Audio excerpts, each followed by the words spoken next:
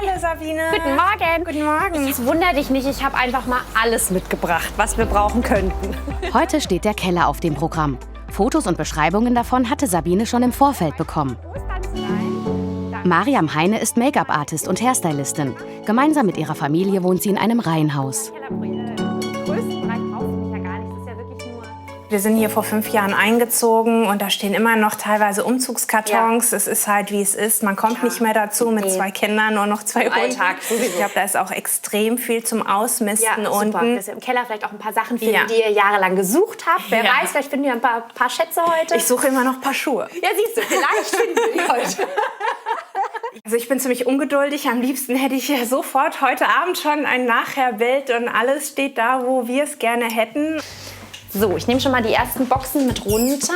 Soll ich dir auch schon was mit runternehmen? Ein Stockwerk tiefer wartet der Keller, den Sabine bisher nur von Fotos kennt. Bei der 4-köpfigen Familie hat sich in den vergangenen Jahren einiges angesammelt. Ganz nach dem Motto, aus den Augen, aus dem Sinn. Kellerraum. Also ich sehe schon Chaos! Damit es schneller geht, packen beide gemeinsam an. in den Kisten hier in der Ecke weißt du wahrscheinlich gar nicht mehr genau, was da drin ist. Genau, ne? ich weiß es nicht mehr. Okay. Sieht man ja auch nicht mehr, was drin ist. Kommst ja auch gar nicht ran. Ich taste immer. Ich gehe mit der Hand rein und fühle.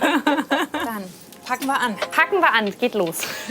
Aufräumen beginnt mit Ausräumen. Da kommen Dinge ans Tageslicht. Selbst aus Mariams eigener Kindheit gibt es da das ein oder andere Teil. Das ist die dritte weg. Oh, noch eine Hälfte. Sogar längst vergessene Süßigkeiten kommen zum Vorschein. Oh, da ist die Frage, von wann sind die? Guck mal, hier noch Flamingo. Nummer 2. Ist das das Baby? Ich liebe ja Flamingos. Ich dachte, es würde mir einfacher fallen, aber es kommen ja auch Erinnerungen hoch, wie jetzt die Kuscheltiere zum Beispiel. Und ja, aber ich lasse jetzt einfach los. Aber ich merke schon, es fällt mir teilweise schwer. Ach, guck mal hier, Schuhe. Die du gesucht hast? Sommerschuhe. Ach ja, siehst du mal. Da macht schon mal eine Schuhecke da auf, weil ich habe auch ein Gefühl, dass wir ein paar Schuhe haben hier. Der Keller wird zur Fundgrube. Nicht selten findet Sabine auch ganz persönliche Schätze.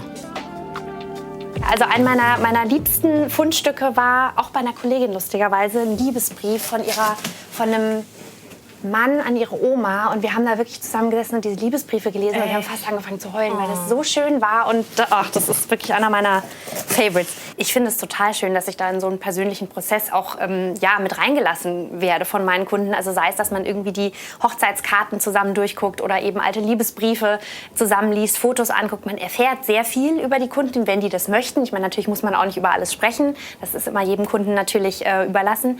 Aber ich fühle mich da sehr geehrt, dass ich da auch so tief in die Leben und in die Geschichten meiner Kunden teilweise eingeführt werde.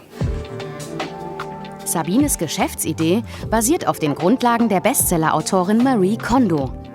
In deren Büchern wird erklärt, wie man durch richtiges Aufräumen Ordnung in sein Leben bringt. Auch Sabine selbst hat ihren Hausstand systematisch reduziert und, wie sie sagt, dadurch Ballast abgeworfen.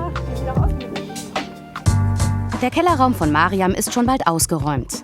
Das verschafft Überblick über alles, was da ist. Dann wird fleißig ausgemistet und, ganz wichtig, erstmal nach Themen sortiert. Anschließend kommt alles in durchsichtige Boxen. So sieht man auf einen Blick, was sich in welcher Kiste befindet. Nach 3 Stunden sieht Mariam bereits erste Fortschritte. Also, dass wir das jetzt schaffen, hätte ich jetzt überhaupt nicht gedacht. Also ich meine, klar, wir sind noch nicht 100%ig fertig. Ich komme ja auch noch mal, aber wir machen dann nächstes Mal noch hier Weihnachtsdeko und Vorräte. Es passiert tatsächlich schon häufiger, dass man ein Projekt nicht an einem Tag schafft, sondern dass man sich 2 oder 3 Tage Zeit nehmen muss, auch weil es für meine Kunden teilweise schon sehr anstrengend ist. Ich sage auch immer, nehmt euch, nachdem ich gegangen bin, nicht mehr viel vor, weil es doch emotional teilweise sehr herausfordernd sein kann und die Leute sehr anstrengend, also nicht nur körperlich, sondern auch wirklich mental. Was Mariam nicht behalten will, nimmt Sabine mit. Das meiste davon wird gespendet, im Müll landet wenig. Auch das erleichtert das Ausmisten.